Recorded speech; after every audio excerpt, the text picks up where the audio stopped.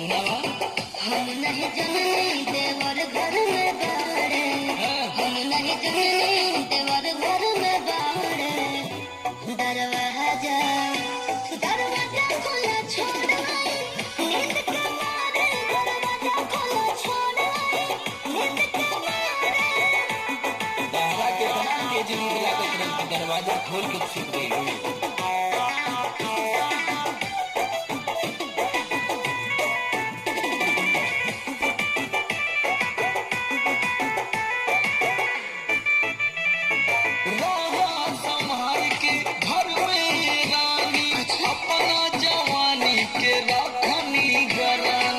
कम से कम तू तो ध्यान देवल करा। सुनी सुनावा। भोर दिन हो खता में खाता निराजा जी, बड़ कानीला चार को हता निराजा जी। हे राजा जी का हो? भोर दिन काम का करे। कमवा के साथे साथे अपनो ध्यान देवल करा रानी जी, समझ लो। टेंशन से भारी भय कपारे, टेंशन से भारी भय कपारे।